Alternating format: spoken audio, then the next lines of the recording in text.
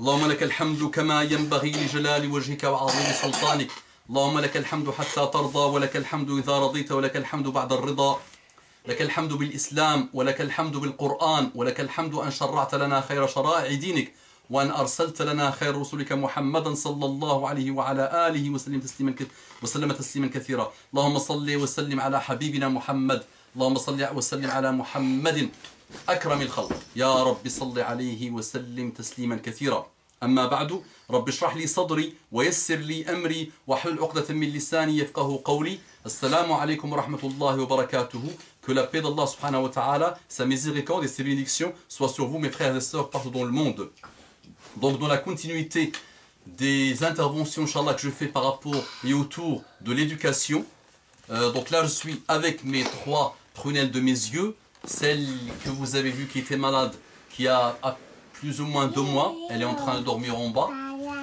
Et là je suis avec Najat, 5 ans, 100 quelques mois, 4 ans et quelques mois on va dire, Mariam, 2 ans et quelques mois, et Asma, 3 ans et quelques mois.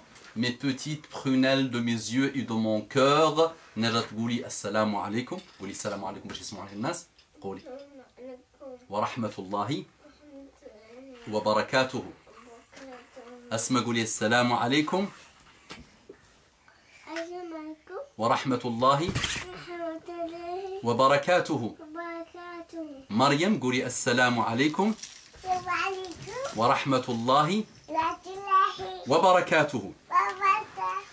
Regardez un petit détail, tu peux apprendre à tes enfants, donc regardez un peu ce qu'on essaye d'atteindre en termes d'excellence dans l'éducation des enfants. Tu peux apprendre à tes enfants bonjour.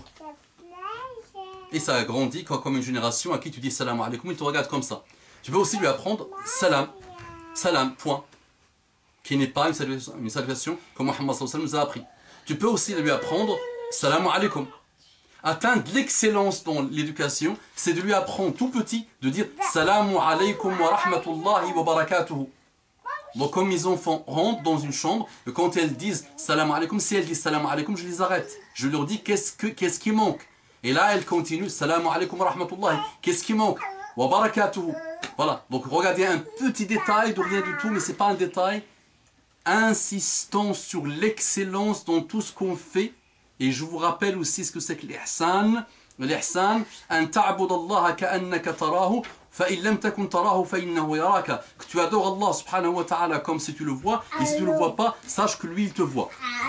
Donc comme j'ai dit tout à l'heure, donc il y a pas mal de... Tous les soirs on leur lit l'arabe, elles écoutent le Coran avant de dormir tous les soirs, et on leur lit des histoires, j'ai expliqué tout à l'heure, les histoires des prophètes, une série des histoires de la vie des prophètes. Et j'avais insisté sur le fait que Allah subhanahu wa ta'ala n'a pas consacré des pages et des pages et des pages dans le Coran sur les histoires et les récits des prophètes pour le plaisir. C'est une grande, énorme leçon à tirer pour nous de chaque détail, de chaque comportement de nos prophètes. Et le plus grand, le socle des prophètes, Amirul Anbiya, Khatamul Anbiya, le prince des prophètes, le socle des prophètes, Imamul Anbiya plutôt, le imam des Anbiya des prophètes, c'est Muhammad sallallahu alayhi wa sallam qu'il faut analyser, scruter chaque détail de sa vie et savoir que sa vie est globale et globalisante. Et ne jamais apprendre aux enfants qu'un petit prisme de la vie de Muhammad sallallahu alayhi wa sallam. Il faut leur apprendre, inculquer la globalité de l'islam.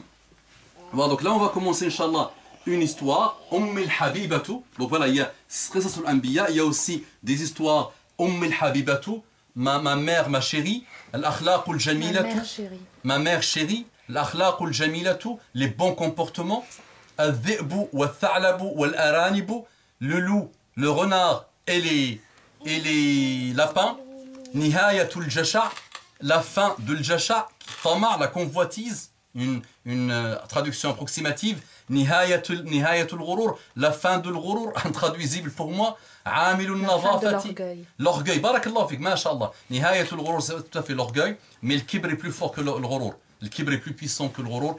L'orgueil, c'est plutôt le kibr. Mais le Ghurur, c'est aussi une partie de l'orgueil. Barakallahu fik, ma femme bien-aimée. Amilun Nadafati, donc les boueurs, on va dire, les boueurs. L'iman yasna'u al-mu'jizat, une leçon qui existe dans le Bukhari. L'iman, la foi, fait des miracles. Fi athna il-hijrati sharifati, pendant la hijra de Muhammad sallallahu alayhi wa sallam. Et on va commencer à lire, on va prendre l'exemple de al-Habibatu. Bismillah, al-Habibatu. Donc tous les soirs, soit moi, soit la maman des enfants, leur lit au moins 2 à 3 histoires comme ça. Donc je dis, on va commencer. Yallah Asma, Najat, Asma, Namat, Najat, Asma, Bismillah. باش نعطيك ان شاء الله الشكلاطه بسم الله. عاشت نجات تقولي مع بابا. عاشت في منزل صغير أسرة وأم. يلا قومي باش تقوليها مع بابا باش نعطيك بابا الشكلاطه. نجات تقولي مع بابا حتى انت ان شاء الله. قولوا الناس قولوا الناس كيشوفوا فيك. يلا. وثلاثة إخوة بنت اسمها زينب وولد اسمه حسن والأصغر اسمه أحمد ولكنهم كانوا أطفالا متعبين لوالدتهم كثيرا فهم لا يسمعون نصائحها ولا ينفذون. أسمع قومي يا منيتي أسمع قومي. نجات ما تقولي مع بابا ما قلتي مع بابا. نجات تقريبا تحفظ عن ظهر قلب هذه القصة ولكن لا تريد ما نعرفش عنها. جو سي با سكيلا. ولا ينفذون أوامرها حين تطلب منهم أن يناموا مبكرا أو يذاكروا دروسهم. Donc ça voilà un type d'histoire qu'on leur lit tous les soirs. Quand on leur lit ce type d'histoire, subhanallah, on ne se rend même pas compte qu'elles finissent par apprendre par cœur ces histoires et elles finissent aussi par les répéter. Pas tous les jours. Donc elle peut, Najat peut dire à Asma, Hada ghurur mathalan, ça c'est l'orgueil. Toute seule, elle répète ce type de choses qu'elle retient de la leçon. Donc ça a aussi une répercussion et ça a une conséquence dans leur maîtrise de l'arabe littéraire.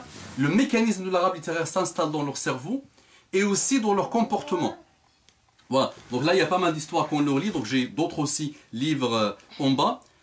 Donc très très important d'insister sur la vie des prophètes, insister aussi sur des histoires comme ça de l'arabe littéraire. al-Habibatu, ça apprend aussi, par exemple cette histoire, le résumé, c'est une famille où les enfants n'écoutaient pas les conseils de leurs parents et faisaient beaucoup de bruit à la maison et n'aidaient pas leurs parents à la maison. Un jour, la maman tombe malade et elle part à l'hôpital pour se faire opérer, pour subir une hospitalisation et les enfants restent tout seuls. Et là, ils se rendent petit à petit compte qu'ils ne peuvent rien faire, ils ne savent rien faire à la maison.